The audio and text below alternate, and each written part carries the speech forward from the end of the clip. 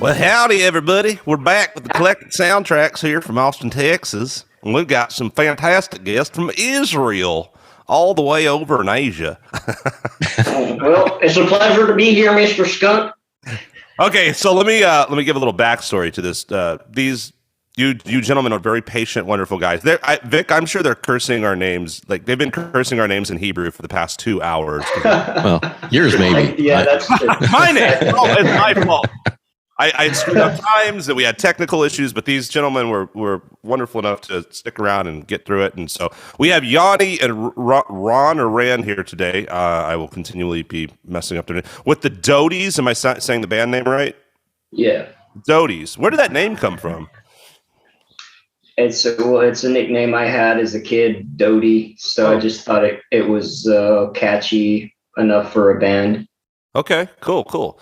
And how long have you guys been a band? That's really interesting dynamic, a two-piece band, and we're going to talk about, the dynamic of that. But how long has the band been around? Ooh. As the Dodies, it's been 5-6 years. Yeah. But we were playing together since we were 14. Yeah, I think I saw something about you guys. Were you on tour with or opened with or working with some pop act or something? Because you did some touring and stuff young, right? Yeah, when we were like 16, 17, we had a sort of Hebrew punk band called We Suck. That's awesome. That's really cool. I like it. And was that still our first experience as a band? Was that still you two guys, or were there more members of that band? There were more members. Yeah. We just found ways of, sounding bigger with less people. We didn't need all those fuckers playing with us. The logistics of having, I always want to play. The logistics are horrible. Yeah. He's in all these things, and I'm in several bands, and it's always the cow. None of us can ever get together and do shit because everyone's fucking too busy. Yeah. So, man, two-piece bands are crushing it right now, too. And you guys, a lot of bands, they got the two-piece thing and they just sacrifice an instrument or they use a backing track or whatever. Now, you guys, one of you plays guitar, sings, the other guy plays drums with the entire kit with one hand and does, keys, does the bass and even keyboard stuff with the other hand. Is that right? Yeah, you got it. Very cool, man. I'm doing like a much lesser version of that with I'm playing with this group called the Invincible Czars, and we played soundtracks and stuff, and we're sort of switching off bass. So I get to look cool. Like I have a keyboard and sometimes a bass, but I'm literally going like boom. You guys, man, you're getting busy on the kit. It's really impressive. So who does what? Which one of you guys plays what? I'm the drummer, keyboard player. Yeah, I sing. Okay. Now, and you just when did you're right now you have the debut album right? It's your first album? Yeah. And you worked with Ron Thal, probably better known as Bumblefoot, who's been kind of an icon guitar virtuoso and also a great singer. I've seen Ron a few times live, and he's one of the nicest guys I've ever met. I saw him at a NAMM show. Yeah. I saw him here live in Austin a few years back, just playing solo. And the guy is such a great musician and guitar player, but dude, that guy has a beautiful voice too. I think he did Rhapsody. It's incredible to see it. Really great musician and a super nice guy. And he also produces and mixes and stuff. And so you guys worked with him. He produced the debut album and mixed it too. Is that right? Or no? Yeah, he mixed the debut album and he's currently mixing the second album as well. How did you make that connection? Oh, well, we have a patron, a woman from Texas who's been financing the band, a dear woman to our hearts that believes in what we're doing. And she doesn't necessarily have connections to the industry, but through the power of will, we reached people. Will and money. Yeah.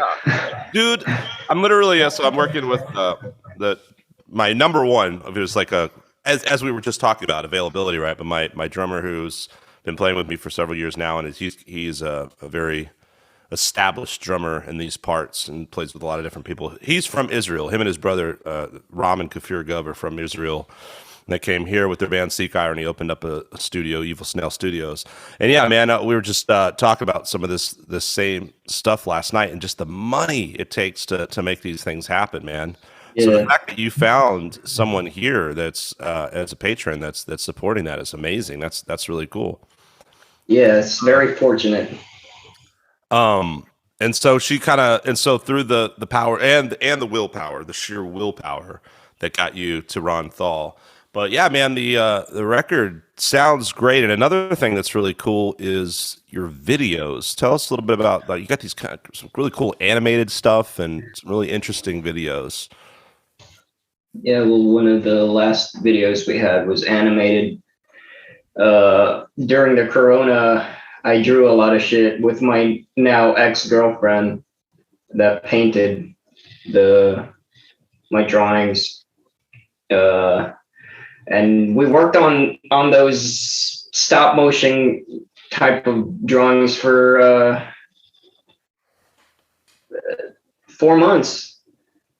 It's been a very intense ride working on that fucking video, and it was worth it. I think that's the most interesting one, but we have another video where we're kind of fucking around behind a green screen and we're like cowboys or something. Yeah, because Ron referred me to you guys, and that was the first thing. He actually sent me links to those videos, and I was like, wow, that caught my attention immediately. And I like the music. It sounds great. How would you, the visuals, we all know it's very visual, like that's still relevant. It's not an MTV thing anymore, but YouTube and all that. And so that grabbed me right away. So yeah, great job on that, man. I'm sure, I know like that is a slow, painstaking process, but like you said, it's, it was worth it. It's really cool. So how would you describe your sound or style of the band? What do you stylistically? Our style? That's a big question. You're obviously not like symphonic death metal, so we can eliminate bro country. We usually say garage, I think, but it's got some garage aesthetics to it, but I think it's mostly like rock, alternative rock. Yeah. Grunge influenced, sort of. Yeah. Like, I feel like a lot of things can be like a dirty word if you like, put it like when people say, oh, metal, like sometimes I'm like a hard, I started defining my band as like eclectic heavy rock. And we do a lot of shit. It's like, I don't want to be labeled just metal or all metal, and same thing with like, if you say like garage rock's kind of cool. But like if you say indie, like then you could like get completely wrong idea, right? But I feel like you guys have that like garage, there's that element to it. I mean, it sounds produced. It doesn't sound like some, lo-fi shit. But it's got great like pop sensibility. Almost like that kind of grunge. I mean, some of my favorite music is that or Seattle grunge. Nirvana is kind of an obvious, thing that everybody knows, but because it's the alternative rock. It's kind of gritty and punk rock, but it's still got melodic, still got the pop sensibilities. It's excessive, right? Yeah. And I think like from what I've heard from you guys, it's kind of got that nice balance in there, Yeah, well, you just described our genre right there. Way better than us. I wasn't done. I was going to say with a little bit of symphonic death metal as well, but I mean, can't forget that. That's the hidden track that didn't make it on Spotify. You got, hey man, there you go. That's so. You guys are younger than Vic and I by a bit. I'm sure. Beautiful. How old are you guys? Full heads of hair. We do not discuss such things on this podcast. Okay. So it's like asking a lady her age. It's just you don't do it. Okay, you just don't do it. Vic is like 40 or so, and I'm 97, but we don't really. 97. Yeah. Yeah, I could tell. That was my first guess. I've got lineage from Yoda, so I'm gonna live to be like 400 years old or some shit. I'm starting to stream right now. You can't see my big ass ears under the. What am I doing with their podcast, Vic? Help! Get in there. What? You're talking about Yoda? What? Yeah, where did this go? Yeah, I'm fucking going John Madden on these poor guys. We can talk about the TV show we want to do.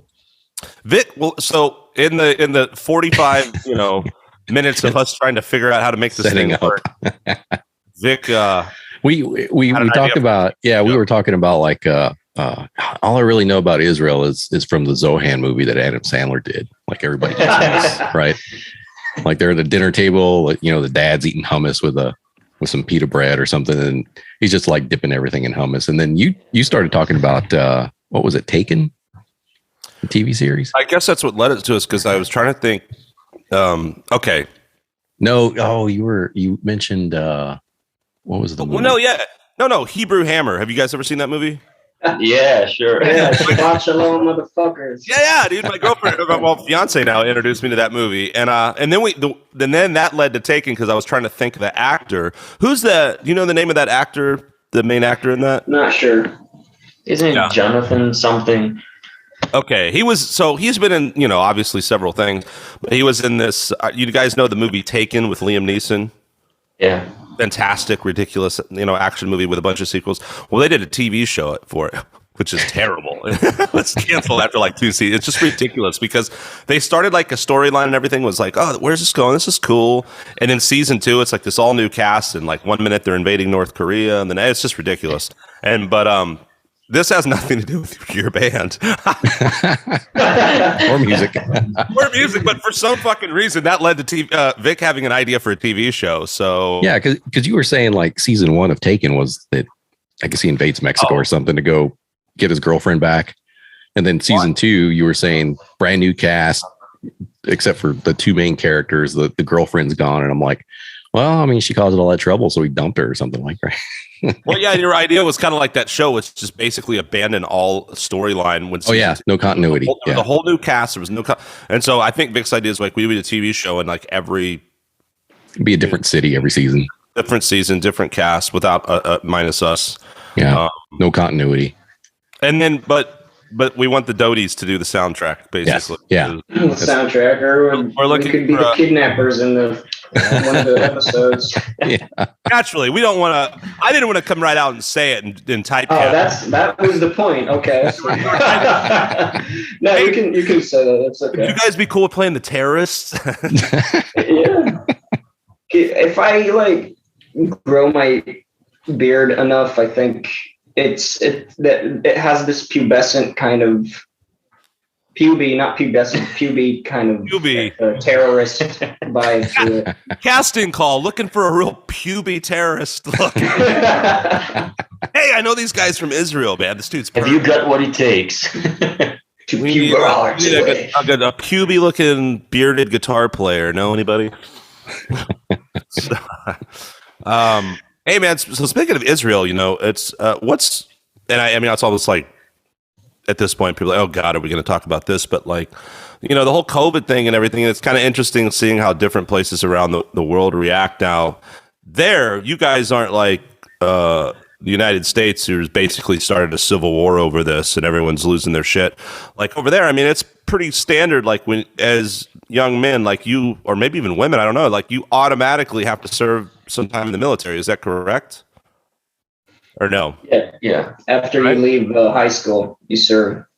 You serve, and then vaccinations and that kind of stuff. I mean, that's mandatory. Is that correct also? Well, yeah, they don't force you to get a shot. But most people are pretty okay with it. Yeah, we've got anti-vaxxers here too. You do. Yeah. Well, when you go into service, though, it's not something that, because I mean, Vic was in the Marines, and like, I did talk to a guy about this. I forget what branch of the service he was in, maybe Army, but I guess he said, like, Vic, do you have a choice? Like, how does that work? When you go into the Marine Corps, it's not like you can go, oh no, thanks. They're like, no, fuck you. You're going to do what we say, right? Well, they have like an assembly line where they just, shoot you up with all sorts of shots, and you don't know what's in them. So, but I think right now the way that the military is working is they're trying to mandate it for all service members, and anybody who doesn't want to. There's exemptions for medical reasons and religious reasons, but outside of that, if you don't meet the exemptions, then you're discharged. So that's the way it goes. But I mean, outside of that, I mean, you're getting pumped full of stuff. Don't really know what's in them. So No, nothing new, right? Par for the course. What's so what's it like over there? What's the situation like right now in terms of cases and how much of the population is vaccinated? What are you guys dealing with? I think it's more than 60% now, and a big part of the population has already got the third shot. So did we. Third. A few weeks ago. Yeah, we're already there. The third shot. Yeah. So I think it's dropped. That's what they say. Yeah. It dropped. Did either of you guys contract the virus at any time or no? I didn't. No. That's good. So how we know people who did. Yeah. I mean, hopefully nothing too serious. I mean, we all at this point, I think, know people and have experienced personal things. It's pretty awful. But how did it affect like the show? Like now, was it a huge lockdown there, or have you guys been able to? Yeah, there was a big lockdown for a while. Right now, the shows are going on right now. Festivals are coming back, and it's okay now. But yeah, it's pretty much back to normal right now. That's good. So what are your plans then moving into next year? I mean, so you've got the new album is being recorded right now, or is it post-recording mixing? Like, where's the? We just finished recording it in Ireland, and we're mixing it right now. Working on a video, first video. And I don't know. We want to tour the world and stuff. Trying to do that. I like that. We got Yoni's like, yeah. So the recording is done. We're mixing and shooting a new video, and then Ron's just like, we want to tour the world and stuff. Rock and roll, bro. Good balance. Yeah, it was Ron's idea, like Bumblefoot's idea, to record the second album. We've got a bunch of songs ready to be recorded, and it was his idea to use the time, yeah, because we can't tour. So it was very, very good idea. Yeah, lots of recording has been done over the last few years. What the hell else? Yeah, for sure. Yeah. So what is your experience live and playing? Have you guys toured the region outside of Israel, worldwide? How much playing have you done as the Dodies? We had some showcases in the States. We played mostly in Texas. Oh, okay. But like a legitimate tour has been really hard to get in the States because of like the difficulty of getting an artist visa. Mm-hmm. I've got citizenship. I was born in the States, but I moved to Israel when I was a little boy. But Ron is full blown Israeli right here, and we had a tour once organized, warming up a band called Local H. Yeah, I remember those guys in the West Coast. No, it was Midwest. And we just got the day we were supposed to be on a plane, it was announced that we did not get the visa. And it was horrible. It was a horrible moment. Like I was working at that moment at some shitty catering job, and my loud Moroccan boss was like screaming at me, "Clean the floor! You got to clean the floor over there!" And I was sobbing on the floor, man. It was a horrible moment. but we're trying to organize a tour in Europe right now. Okay. After maybe in spring, to get that shit rolling. Now, is this all you guys DIY, or you got any sort of booking agent or anyone sort of help out with that? We're in contact with Ron is in contact right now with a booking agent. We're trying to get shit rolling with them, and cool. That our patron is also managing us, and she started a label so we could get that visa going. What's the label? Vampire Poodle Records. Oh, nice. Is that so? Cool. Where is she at? You said she's in Texas. What part of Texas? She's in Texas. She currently lives in Galveston. Galveston. Okay. Yeah. Reason I was thinking Houston. I don't know why. Which is right there, close to Galveston. Where were you born in Texas? And did I get your names backwards? Am I Yoni? You're from Texas? Yoni, I'm Yoni. He's from. God's sake, whatever. I didn't even notice until now, motherfucker. Well, I said it. Easy death metal guy. Come on, like he gets a little bit of pubes on his chin. And he's ready to brawl. So yeah. What part of Texas are you from, Yoni? I was born in Dallas, but I moved to Israel when I was 2 years old, so it doesn't count that much. That's yeah. I mean, when you're that young, you don't remember that much of it to be like a gigantic culture shock, probably, right? I mean, do you have any memories? Can you kind of? Well, actually, I've been there every summer because I've got family there, so it does matter, I guess. It's a big culture difference. Everything's bigger in Texas. Everything's extremely small in Israel. But both places are fucking hot, right? They're hot. One is more humid. One is more dry. Right. So you got more of the desert heat there. Yeah. Right? Is it like desert in the sense does it get cool at night like that or no? Yeah, where we live, yeah. Okay. Well, that's nice at least. Yeah, here it's just like a swamp all the time. It just depends. It's kind of like nice today, I guess. It is nice. What other? So you said you toured the Midwest. Like, what other places have you been to in the U.S.? We had a showcase in New York, and LA, California. Yeah, we've been to Texas 3 times, and we got to record in Austin as well. Where was that at? Orb Studios. Oh, you recorded at Orb. Yeah. That Matt Novesky, right? Yeah, Matt Novesky. Yeah. Okay, cool. Yeah, he's got a nice SSL board in there, right? Yeah, he does. He's a cool dude. He's a very nice dude. I feel like I met him years ago at like a function, and I have still not made it out to a studio, but I go way back with the guitar player, a guy named Will Nack, who plays with Blue October now, and I see stuff of them tracking out there. Man, I got to check that place out. That's cool. How'd that come about? We somehow knew one of the recording engineers there. This wasn't the last album, was it, that you recorded there? 3 songs. Okay. Were recorded there, yeah.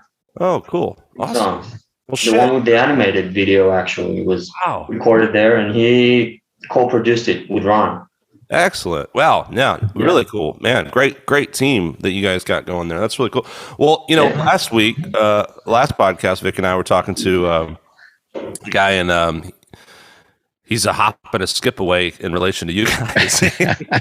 Just in another state. Oh, yeah. But it was like, I come down and we're like, oh, dude, we'll take you around. Like, we know the barbecue spots and the Mexican food spots, but I don't know what's your cuisine like? Are you guys like Ron, the drummer I was talking about? I mean, he loves Big Macs. That's like his Big Macs and M&Ms are his Achilles heel. Does he put hummus on it?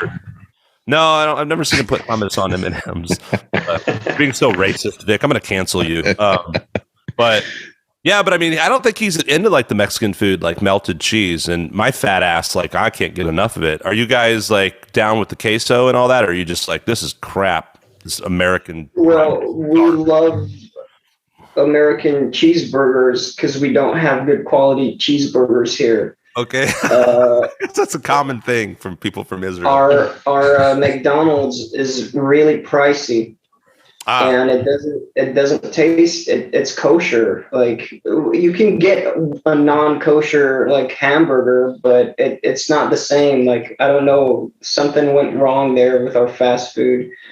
But we we're not as obese, and that's okay, I guess. Like, That's the better Take off side the of I it. guess part. Yeah, we're not as obese. because every time I go to the States, I mean, we're just fucking addicted to those cheeseburgers, man. You That's can't. just the price you have to pay. I mean, for such a addictive food. That's why all the cars and trucks are getting bigger, because we're getting fatter over here. Yeah, no kidding, man. It's bad. I mean, I'm getting messages from literal fat people that are showing me their weight, and their weight is lower than mine now, and I'm like, what's going on over here, man? Meanwhile, I just ate like the biggest meal at Chewy's all by myself, with no leftovers. So this podcast is not about me. That's for my family. But yeah, it's interesting. I feel like every time I meet someone from Israel, they're just like burgers, good burgers.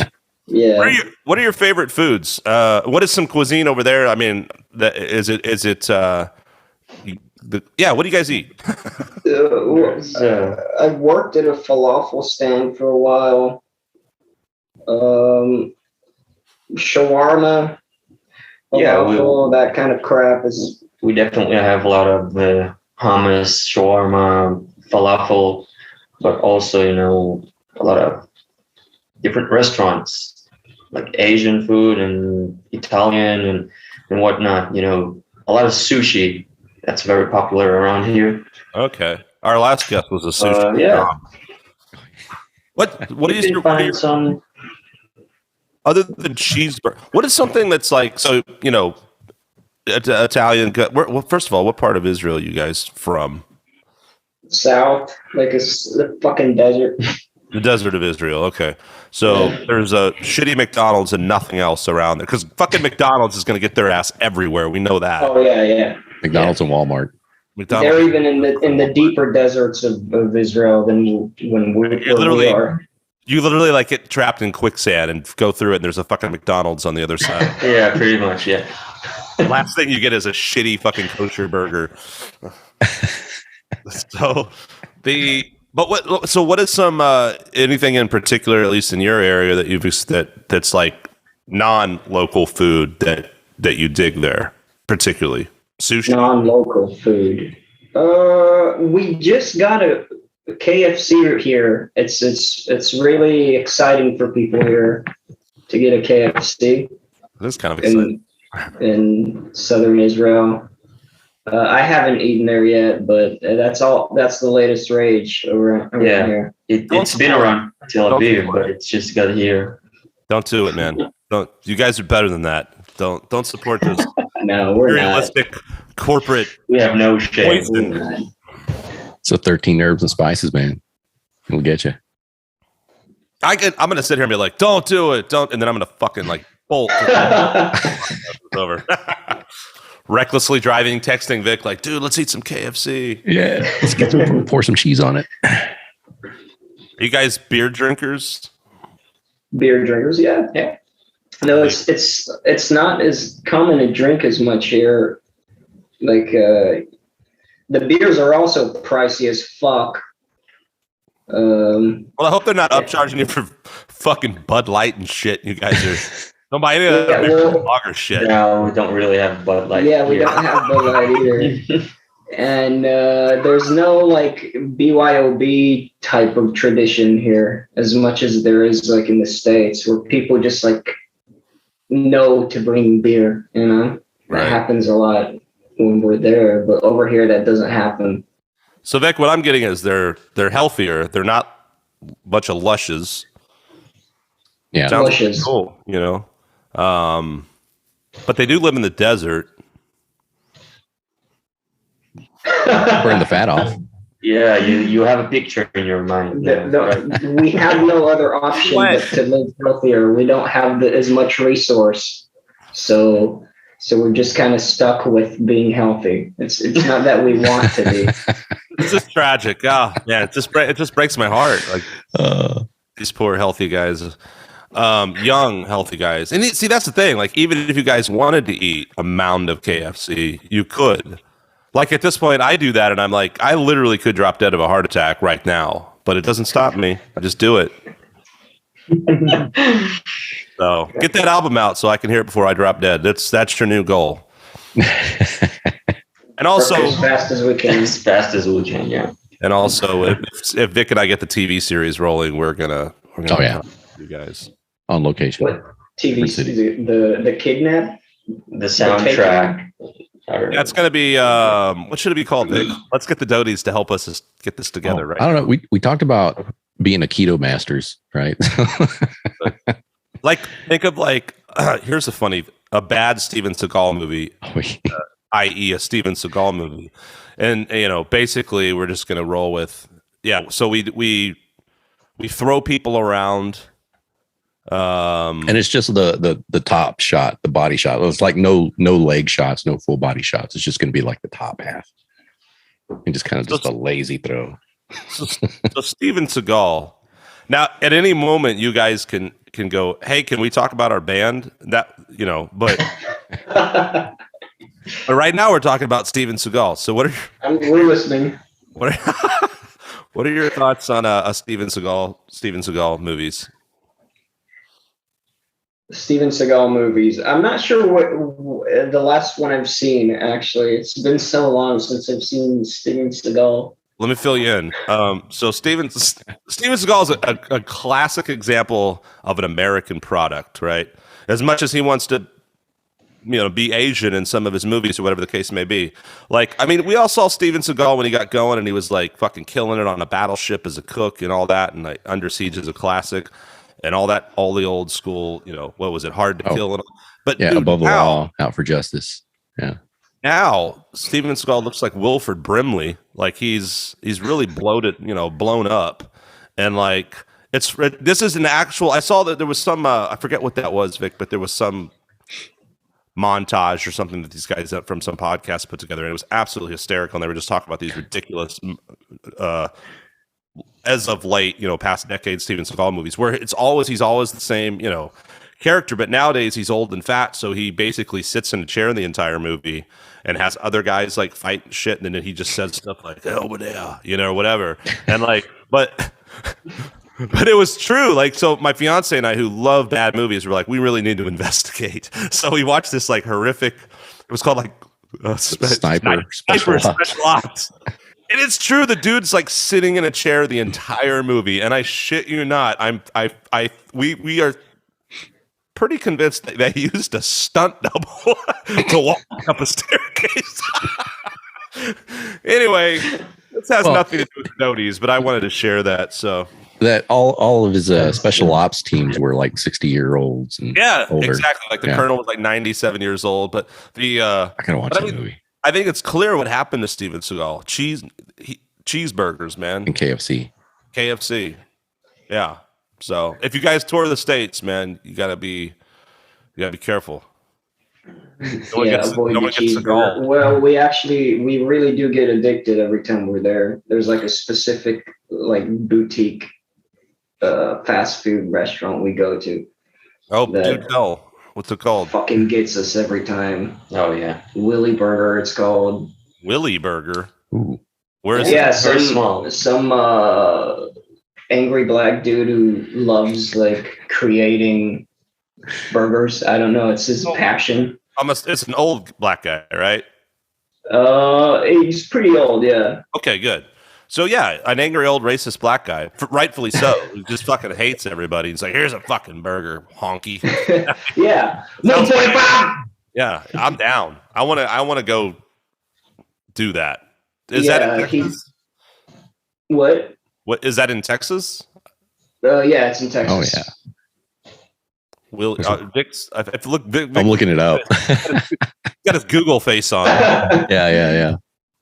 Now open. It's incredible. It's jizz in your mouth, man. Well, it makes you jizz. It's not jizz in your mouth. You jizz in each other's mouths after the burger. I love this guy because just when I'm sitting here in my mind going, what a disaster. I'm fucking this podcast up so bad. Then he's like, jizz in your mouth. And I'm like, thank you. Glad we can work as a team to make this completely unprofessional. So I'm excited though. I want you guys, I really hope it works out. I hope you can get over here and tour and do some dates in Texas. We can eat some tasty jizz burgers. What? Come hang out. We'll watch Steven Seagal movies. Eat garbage. That sounds great, man.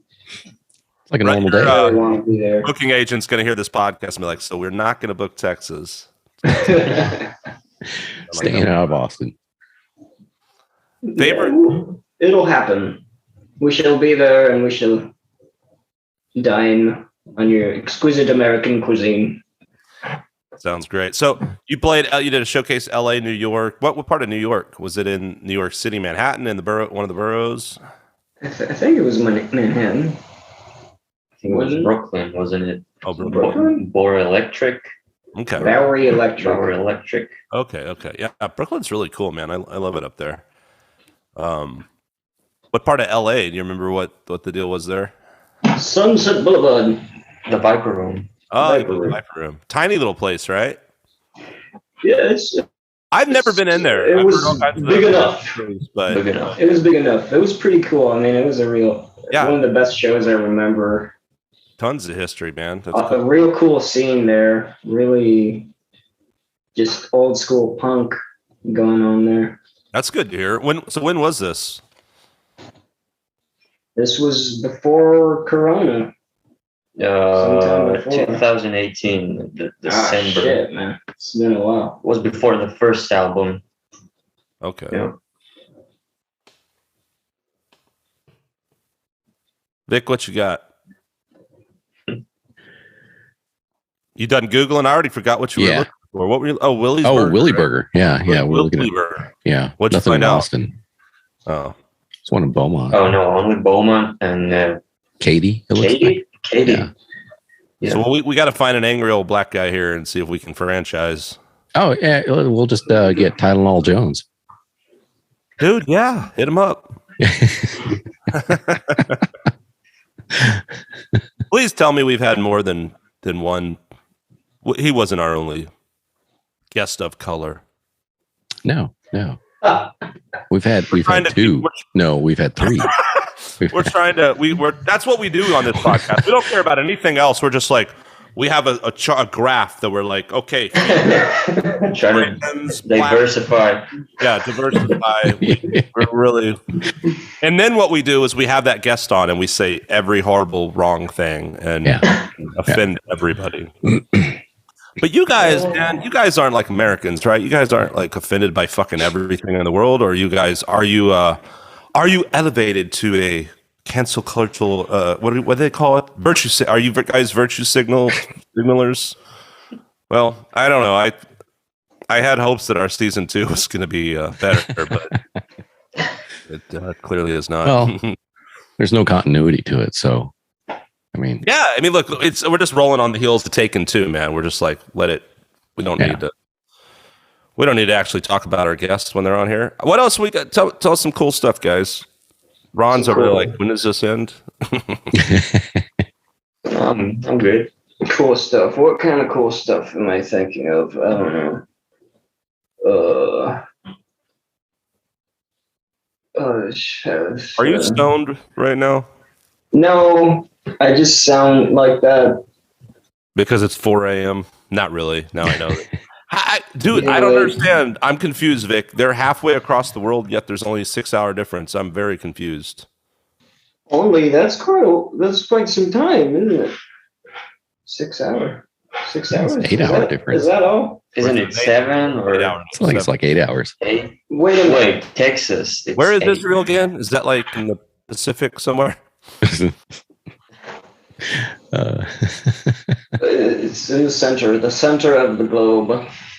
The most friendly part of the globe. Nothing bad ever happens in that region. Oh no, nothing bad.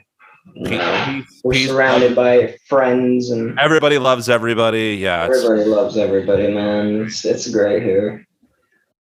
No one ever tries killing us or something like that. You know? Well, it's interesting to have, back to the guys that I'm working with who I've known for a while now that are from Israel, and it's just it's interesting talking to them sometimes because it's just like shit happens. We'll go down here and it's just like, yeah, I mean, whatever, there's shit going on all the time there, right? And it's just like you sort of it's like this virus or anything else. And I'm not saying like you shouldn't take precautions and do what you can. And I mean, I personally encourage vaccinations, and I was a mask advocate and all that. But it's like at some point, like you can't just hide in your house. You got to go on with life, right? And so living in a region like you guys, like sometimes are worse than others, I'm sure. But at any moment, I mean, shit could happen. There could be some terrorist threat, some bomb goes off. But it's just what it is, and it doesn't affect what you guys do, right? I mean, it's kind of, I guess it's sometimes they're worse than others. It was something kind of recent, right? It affects it as like we can't really go touring Lebanon, like it's not like the States where you can just go from state to state playing wherever. So we're kind of stuck in that way. You can't really tour that much in the Middle East. Bubble. Yeah, you're kind of in the bubble. You're just in the bubble. And I really would want to play Lebanon. It's just not really. I don't think it's really possible for us, or some other country. Yeah. So I mean, what in that region is there anything in that area that's relatively safe or an ally, for a lack of a better word, that you sort of have free passage in and out of and feel comfortable with, or is the whole surrounding area kind of a shit show that you just? A lot of people go to Sinai here.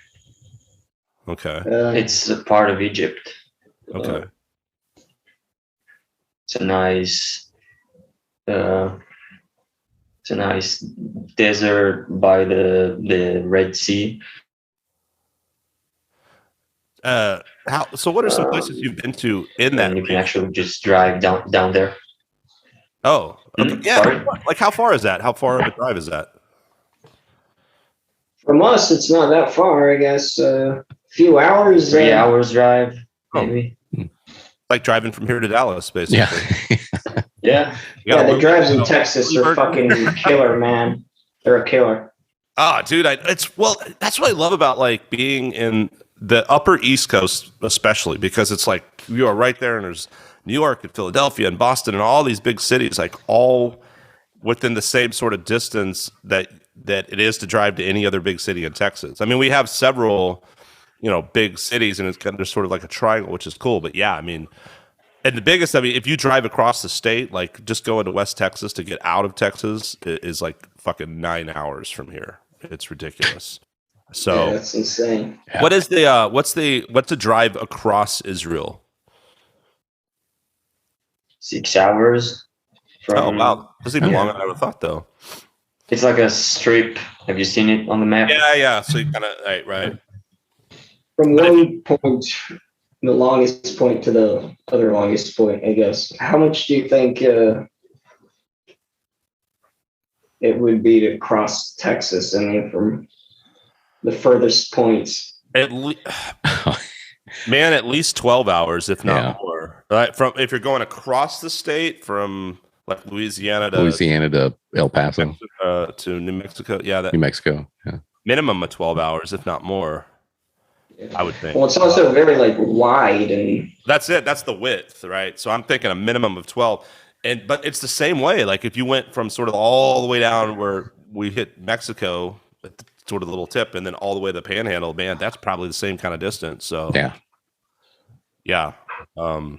When you're in Texas, it's you're in Texas. It's especially like when where we're at. You're just like, well, if I want to get out of here, I got to drive 9 hours to do it. So that's why we all just stay here and get fat. Yeah. Do have a lot of great food here. I wish the weather was a little more. I like the desert climate where it's not. The humidity is pretty brutal. That's one thing I liked about when I was in LA. Like the dry heat didn't bother me as much, and people were like, "Oh, the pollution." I was like, I had way less problems with like allergies and issues from like smog. Bring it on! Just get me away from the pollens, man. Yeah, there's something my nostrils are they just don't function well in Texas. They're not adapted to that kind of air. Yeah, no, it's I have to work really hard to breathe. Well, Austin Hill Country, I think, is one of the worst spots. I can feel it in my head and face right now when I'm talking. And especially as a singer, man, it's fucking brutal. Like, there are days when you're just like, this is going to suck because I can't talk, right? You know, it's just, in your climate, you probably do not have those issues, or what? Do you have like, well, dry skin? you just got to drink more, I guess. You have to drink a bit more.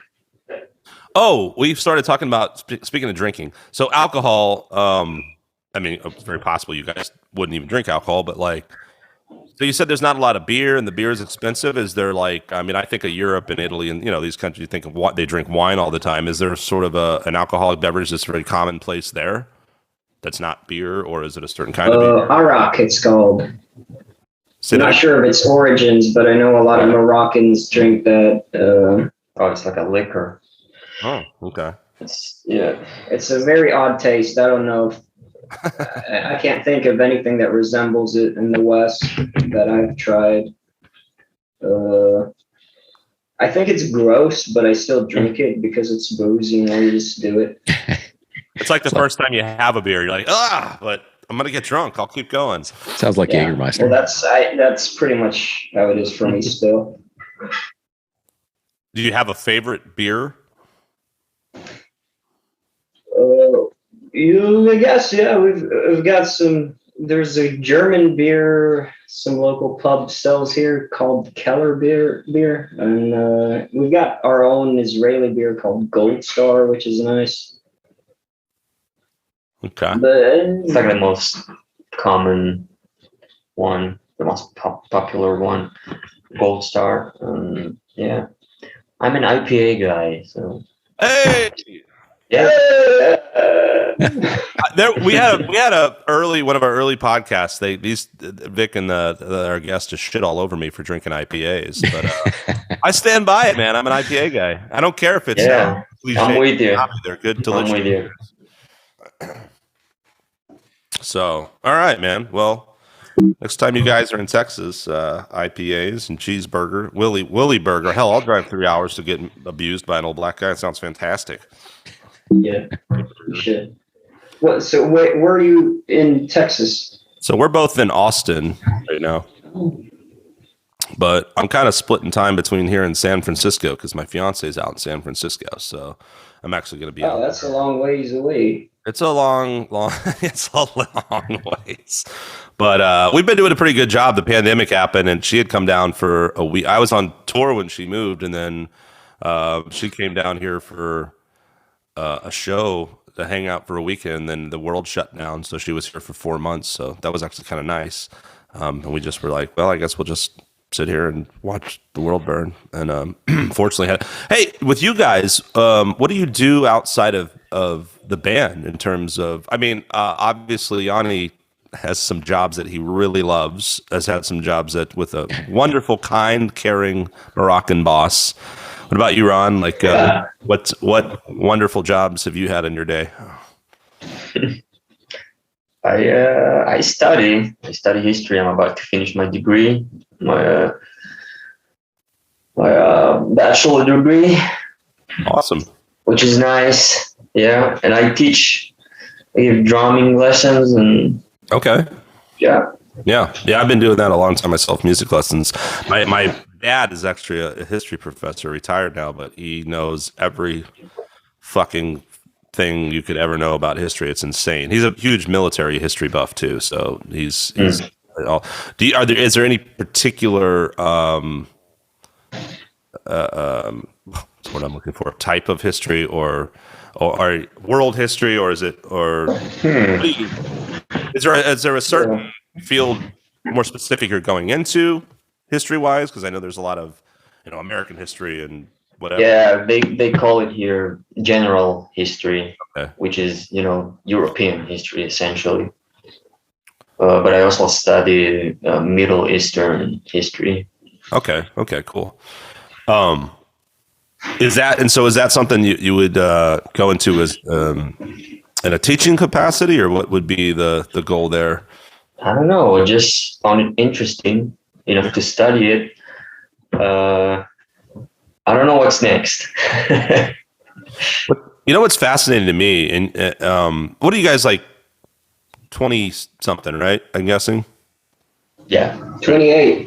Okay, so we little lads compared to this 97-year-old young Yoda over here. But what's so fascinating is I remember going to school in the 80s and 90s, and there was like the fucking globe is so different now. I mean, it's like, for God's sake, when I was a kid, there was a USSR, man, you know? And it's so funny how you see things shift. There was Iraq and Iran and this whole big war. And then, you know, and you sort of pick sides or whatever. You don't know any better, whatever the news is telling you. And then fast forward 10 years, and then Iraq is invading fucking Kuwait, and then all the shit in Europe, and there's no Yugoslavia anymore. There's no this, there's no all that. And it's just like, it's so crazy to think that even in that short lifetime, over the course of 20 or 40 years, it's just like how much the dynamics of things change and shift, you know? And it's just like, you know, I mean, for God's sake, like even the wall coming down in Germany, you know, that was before you guys were born, you know, and that was huge, you know. So it's such a different world. You think of how close that was, even coming off the heels of World War II. You know, we're only 40 years later, kind of thing. So yeah, that's a kind of a fascinating aspect to me, man. Just like how, you know, and it's always been the case of the big empires that, you know, come and go, and the shifts. And I didn't realize. Strangely enough, I never thought about it, because you think of, you know, you think of the Bible and you think of all the history of the land in the Middle East, but Israel itself is a very modern, what would you call it, a state or country, right? So when was Israel established? 48. 48. Okay. Yeah. Yeah. Okay. So what else is like in your region? What have you seen change, or are those countries pretty consistent? Just constantly fighting. You know, I think whatever you guys have been hearing on the news, that's what we've been hearing. We've never had the chance to visit those places. But yeah, my parents have been to Egypt even a few times. People go there. You know, sometimes it's, you know, things get pretty crazy around here. Yeah. Yeah.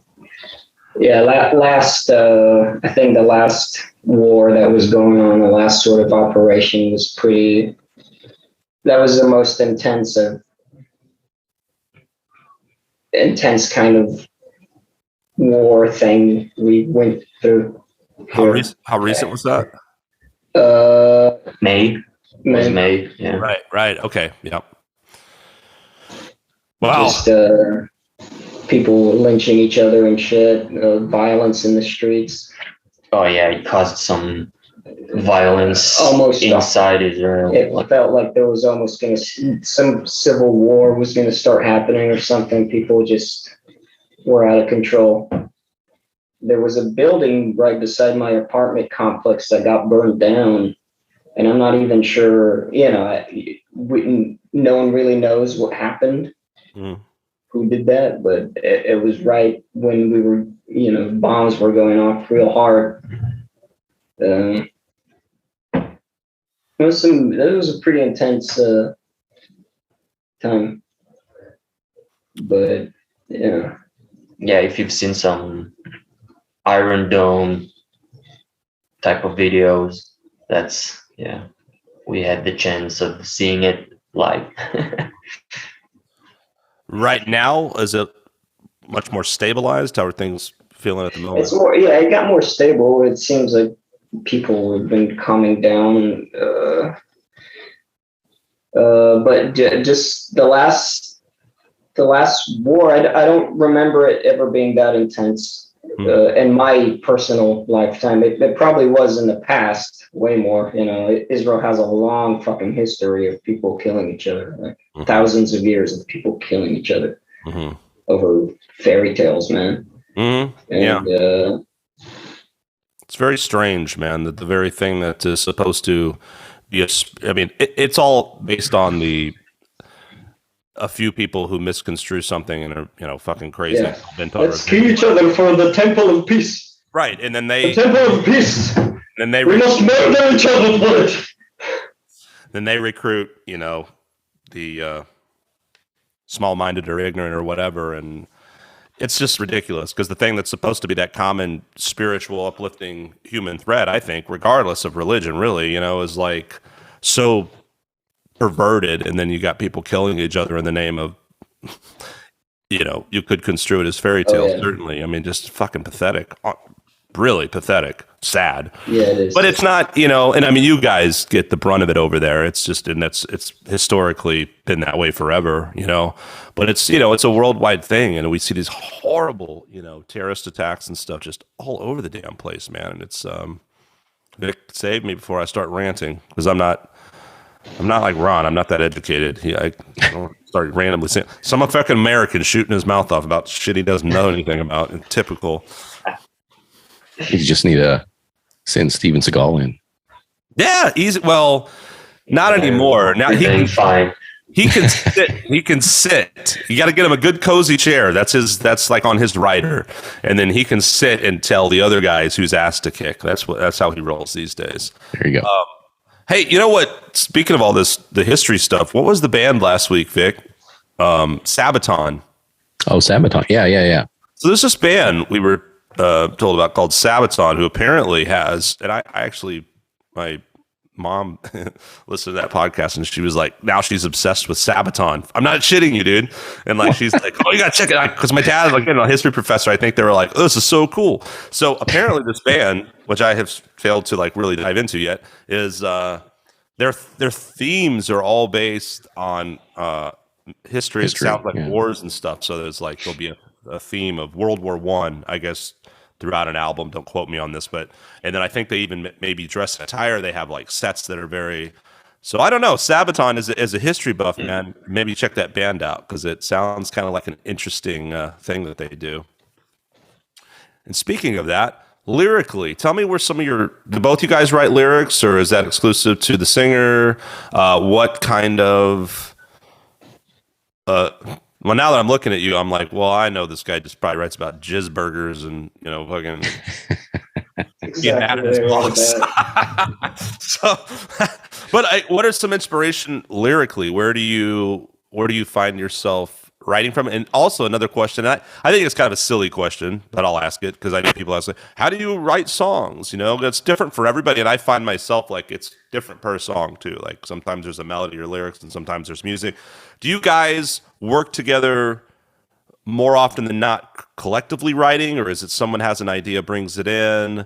What kind of is there an overall themes and lyrical stuff, or is it just sort of whatever? Like, kind of give us some insight into your songwriting, I guess. Well, we adapt the songs together, but I usually just write them in my room, alone. I start with the melody and then the lyrics.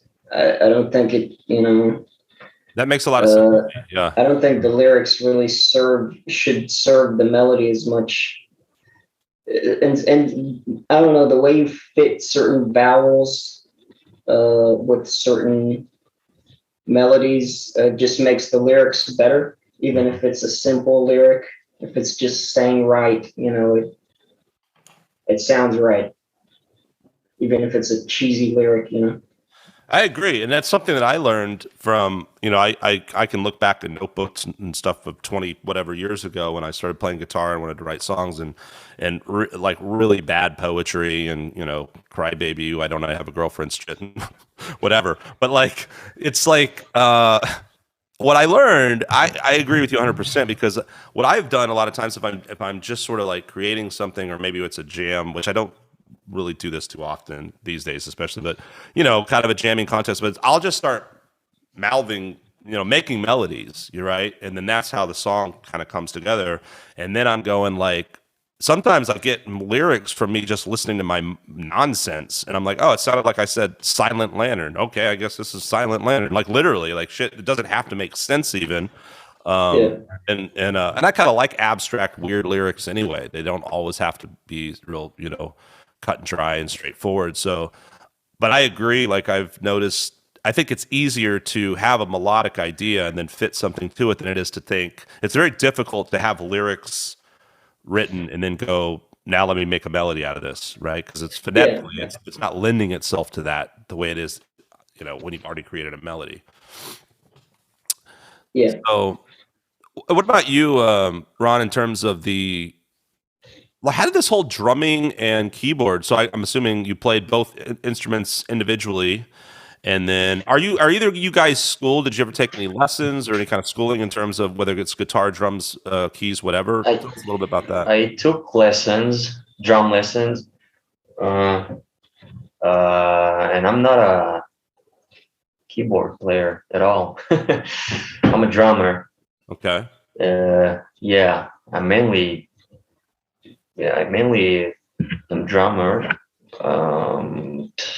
And the idea came after a band that used to do pretty much the same thing here in our town. What was the band?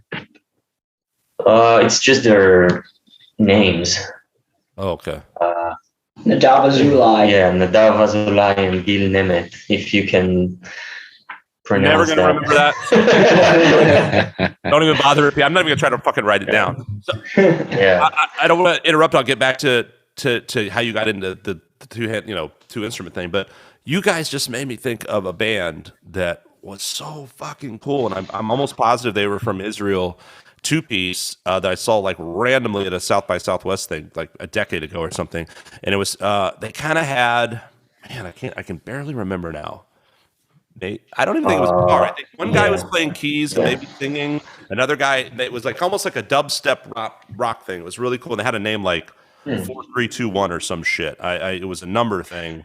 They were really cool though. Let's see if I can find those guys, man. I mean, just the two-piece made me think of that. But with you, the drumming is your background. You teach drums, and then you were just sort of you kind of saw this idea, thought, hey, we can get rid of these other assholes. I can just play. That asshole actually couldn't come to the US with us. So we have to come up with something. Well, especially with you guys. I mean, Jesus, like that's the whole nother logistical nightmare of like green cards, visas, citizens, all these things you're trying to, like you said, man. I mean, that's a lot for one person, let alone a group of people. So there's a lot of many practical reasons to strip it down to two. Yeah. And I think it gives something super cool to the band. Obviously, visually right away, you're like, wow, that's cool. The dude's doing two things. And unless they listen to this podcast, they don't know that you actually don't know how to play keyboard. Yeah. It's like learning a new instrument. I mean, doing them both together. It's not like playing drums and it's not like playing the keys as far as I know, because it just feels different. What's interesting about keys though, because I played piano for a very long time, and I always, when I start teaching music, I almost always draw a keyboard. I relate things to the piano, and I think it's really important for any musician to at least know the notes on the piano and know some basic. But a lot of students for schools and stuff that want to play drums are required piano lessons first. And I do think there's some similarity in terms of because you have complete independent, when someone sits down on a drum set the first time, everything wants to just go together, right? So it's like you're developing this independence with that, and especially if you played organ, which is an extremely difficult instrument. I mean, you got your feet involved too. So there's a similarity to that in drums, I think. I mean, drums is obviously more just based on the rhythmic department. You're not dealing with the harmonic melodic aspect of things. But I also thought that was kind of interesting the way that there was that, which I kind of agree with. I think every musician should have a little piano background if possible. But so are you doing more mainly bass line stuff? Or are you actually doing some chords? Like what do you primarily do? And I'm assuming maybe one song. Yeah, I think I play one song for sure. I play like a nice arpeggio thing, but yeah, mostly bass lines. Okay, man, it's like the Doors, but instead of keys, you're doing John Densmore and Ray Manzarek all at once. I try my best. That's really cool. It made me think of you guys know the Aristocrats? You know who that is? Aristocrats. The Aristocrats live up to their name big time. They are some of the best musicians in the world. It's this guitar player out of England, Guthrie Govan, Brian Beller, who's from like Jersey or something, and Marco Minimum, I think he's from Germany. And it's a 3-piece instrumental band, and they are just, it's insane how good they are. They're just incredible, phenomenal musicians. Really fun to watch, put on a great show. But the drummer, I've seen, he started doing that some too, and he's a absurd, right up there with Portnoy and those kind of guys, one of those type, just absurd virtuoso drummer. But I saw he did that thing in a song or two where he was playing keys as if it wasn't enough that he was just like the best drummer in the world. He's like, I guess I'll start playing keys a little bit now too, everybody, So are you right-handed? Is that right? Yeah. All right. So you're playing, so I'm assuming you play keys left hand in this. Yeah, that's right. Right. Okay. And when you drum just from a kit standpoint, is it this or are you one of those guys? I forget what that's called. Isn't there a name for it? I don't know, but I play like 99% of the people. Yeah, like cross-handed thing. Yeah. One of my favorite bands and drummers is Mike Borden from Faith No More. I know he's one of those guys. That's yeah. Yeah. Cool, man. What kind of drums do you play? I should ask you guys about gear. What's your gear? I'm not a big, gearhead. But I just got a new kit, which is really nice. A PDP. What's the name? I think it's a DW brand PDP, and all of my cymbals are cracked and dead, which is a bummer. Garage rock, so it's okay. It's okay. Yeah. And then your keyboard, who cares, right? Doesn't matter. The keyboard is as simple as it gets. We actually hit up that band, that Israeli band. We asked them for the keyboard. We told them we wanted to do the same thing as they did.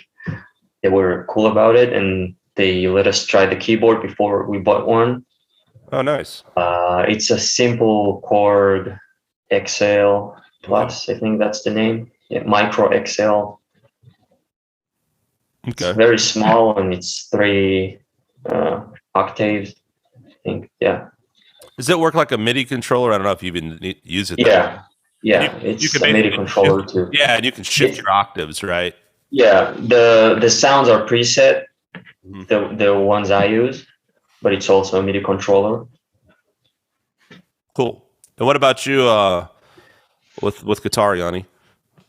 A black and white one. Okay. It's black and white. And these Dodies are some real gear snobs, aren't they? I only play. So a black and white. I have to have this exact set of strings with these tubes in my amp, or I don't play. Should I even bother asking what kind of amp you play? Red. It's red. My friend's amp. I don't know. My friend's shitty amp that doesn't work well. A lot of times, like, depending on the guest, like sometimes on the podcast synopsis, I'll put like, this band plays, Pearl and, fucking Gibson or whatever. Like, we should put like, why am I saying those companies? I should be saying Tragan guitars and Godin guitars. But like, you guys are just gonna put the Dodies play a black and white guitar with my friend's amp, some kind of drum kit, a keyboard someone gave us. We don't know. Yeah. The Dodies don't know what they play. That's great. Yeah. That's our secret sound. The Dodies endorse whatever the fuck's in front of them. There you go. Oh, man. Let's rock and roll. Are you guys responsible in, like, you're actually past your bedtime, or are you nocturnal musician types? We're getting there. It's not my time to hit the sack yet, but yeah, we're getting there. I'm just so relieved that I was like, oh, these poor bastards, it's like 4 a.m. Like, part of me was like, they're just gonna be like, fuck it. Fuck America. we ruined everything. You guys were like, we wanted to come to America, but it's just, we've had it with that place. Ron Thal's cool, but fuck everyone else. We're going to go hang out with Bumblefoot and eat Willy Burger, and that's it. McDonald's, man. That's all I want. We plugged McDonald's way too much on it. Kind of frustrates me when I plug all the corporate slime. Let's get all political now. Wow, weird, man. Weird. Vic, God damn it. This caught me off guard. I wasn't ready for this podcast today. I don't know what I did. I had it we switched some shit. I mean, right? I remember and then I just had it in my mind. It was 7 p.m. And then Vic texts me and he's like, are we doing a podcast? I checked my email. I was like, oh God, I'm sorry. Well, we really want to thank you guys for being our final guest on Eclectic Soundtrax.